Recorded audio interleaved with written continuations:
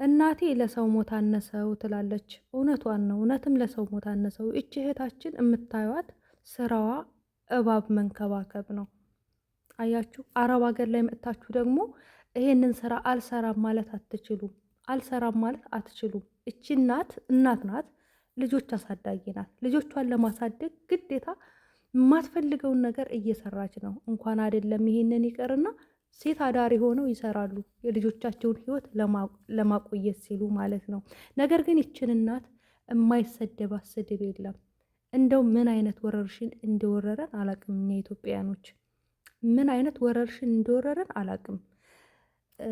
እኔ እንጃ። የሚሰራን ሰው እንዴት ለምን ይሰደባል? አንቺ እምነት አልባ፣ አንቺ እንደዚህ። የእሷን ችግር እናቃለን አናቅም?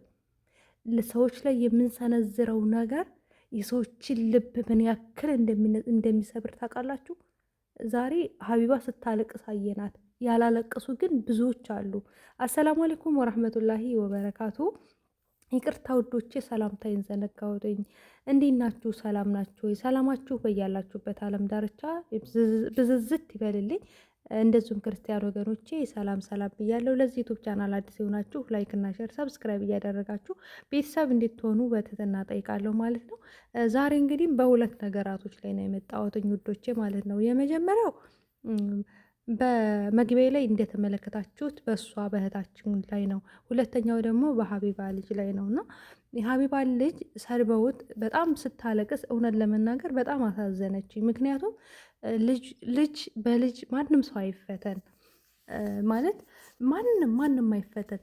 አላህ በሰጠው ነገር ላይ እኛ የአላህ ፍጡር ሆነን ደንቆሮ እንደዚህ። እኔ እውነት ቃሉ በጣም ነው የሚቀፈኝ። እውነቴን ነው የምላችሁ። እንደዚህ ብለው ሲሰደብባት እናት ናትና እንደ እናት በጣም ይከፋታል፣ በጣም ይከፋታል። ነገር ግን እሷን የሚዲያ ሰው ስለሆነች ሚዲያ ላይ ስለወጣች ነው ያየናት ማለት ነው። ነገር ግን ሚዲያ ያላያቸው የሚሰደቡ እናቶች ይኖራሉ። አስባችሁታል? ይኖራሉ። ግን እኛ ኢትዮጵያኖችን ምንድን ነው የነካን? ለምንድን ነው በቃ ሰውን በዚህን ያክል ደረጃ ለማሸማቀቅ የምንሞክርበት ነገር ምንድን ነው? እኔ ሀቢባን ተከታዩም አይደለሁም፣ አላያትም። ነገር ግን ማንም ሰው በልጅ አይፈተን። ነገ ምን እንደምንወልድ አናቅም። ነገ ምን አይነት ልጅ አላህ እንደሚሰጠር አናቅም። እማይሰማ ይሁን እማይራመድ ይሁን በቃ እማያይ ይሁን አይነ ስውር ይሁን እንደው ተውት። አላህ ብቻ የሚሰጠንን እኛ የምንወልደውን ብቻ ተውት። እንደው ነገ ወጥተን በመኪና አደጋ ህይወታችን ልናጣው እንችላለን። ይህን የምንኩራራበትን አንደበታችንን ዝግት ሊያደርገው ይችላል። እንደው ይሄንን አስበን ነው የምንናገረው፣ ይሄንን አስበን ነው የምንጽፈው።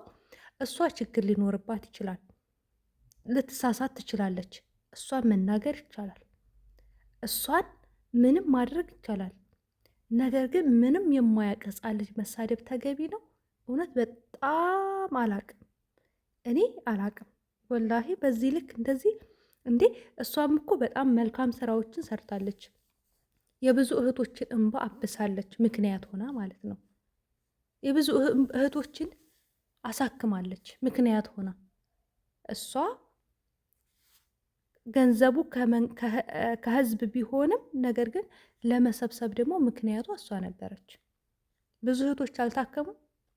ብዙ የካንሰር በሽተኞች ብር አልተሰበሰባላቸውም። ብዙ እህቶች ብራቸውን ተበልተው ብራቸውን አላስመለሰችላቸውም። ብዙ መልካም ስራ አላት እና እንደሷ መልካም ልሁን ይባላል እንጂ ተክፋት ምን ይገኛል? እኔ አላቅም። እንዲሁ ምንድን ነው የመጣብን ወረርሽኝ ግን ምንድን ነው? ያ ረቢ። ሰው እኮ እኔ ስሳደብ ቤተሰቦችንም ጭምረው ማሰደባቸው እኔ ስሳደብ ማለት ነው። ይቺ አሳዳጊ የበደላት ነው የምባለው እኔ ስሳደብ። ምክንያቱም የእኛ ቤተሰቦች ብዙ ዋጋ ከፍለው ነው ያሳደጉን። እኛ የጥሩ ስነ ምግባር ባለቤት እንድንሆንላቸው ብዙ ደክመው ነው ብዙ ለፍተው ነው ያሳደጉን። ነገር ግን ለፍተው አሳድገውን እኛ ግን እነሱን እናሰድባቸዋለን። ይሄ ከሃዲነት አይሆንብንም? ቤተሰቦቻችንን ማሰደብ ከሃዲነት አይሆንብንም? ይሆንብናል። እንደዚህ አይነት ተግባር ላይ ያላችሁ እህቶቼ አደራችሁ። ሰው ሊሳሳታል በማንኛውም ሰዓት ላይ የሰው ፍጹም የለም። ሰው ይሳሳታል። ግን ሰው ተሳሳተ ብላችሁ መጥፎ ነገር ለመናገር እንዳትሞክሩት። ከአላህ ጋር እንዳትጣሉ። እውነቴን ነው የምላችሁ፣ ከአላህ ጋር እንዳትጣሉ። ምንም የማያውቅ ልጅ አይሰደብም። ነገ ምን እንደምንወልድ ስለማናቅ፣ መጨረሻችን ምን እንደሆነ ስለማናቅ ወጣ ብለን በመኪና አደጋ ሽባ ልንሆን እንችላለን፣ አናቀውም።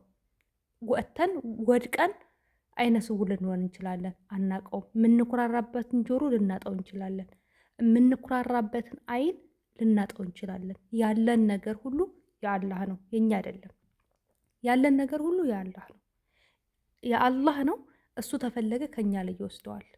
ስልጣኑ እሱ ስለሆነ እና ባለን ነገር አንኩራራ ለማለት ነው። ቀጣይ ደግሞ እህታችን ናት። እህታችን እንግዲህ አረብ ሀገር ስትመጡ እህቶቼ ስራ መርጣችሁ አይደለም የምትሰሩት፣ እነሱ መርጠውላችሁ ይህን ስሪ ስትባይ ችግር ካለብሽ ልጆች አሳዳጊ ከሆንሽ በቃ ሳትፈልጊ በግድሽ ትሰሪያለሽ።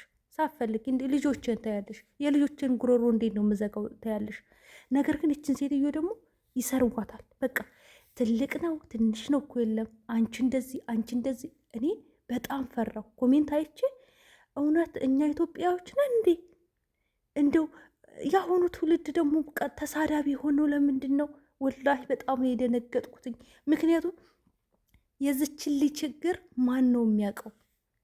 የተቸግራችሁ ልታውቁ ትችላላችሁ። እንደሷ እየተቸገራችሁ የምትሰሩ እህቶቼ ልትረዷት ትችላላችሁ። ሌላ ሰው ማንም አይረዳትም፣ ማንም አይረዳትም። እሷን የምትረዷት ግን በእሷ ጫማ ውስጥ መሄድ አለባችሁ እሷን ለመረዳት።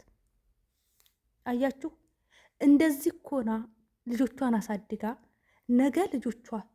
ነገ ልጆቿ ተሳዳቢ ቢሆኑ እሷን ነው የሚያሰድቧት። የእኛም ቤተሰቦች እንደዚህ ለፍተው እንኳን አይደለም እንደዚህ እባብ መንከባከብ ይቅር ሴት አዳሪነት ሰርተው ልጆቻቸውን የሚያሳድጉ የሚያስተምሩ እናቶች አሉ። የሉም? አሉ። ምን ፈልገው ነው ሴት አዳሪነትን የሚሰሩት? አይደለም፣ ፈልገው አይደለም። ለልጆቻቸው ሲሉ ልጆቻቸውን ለማብላት ልጆቻቸውን በህይወት ለማቆየት ሲሉ ነው ይሄን የሚያደርጉት።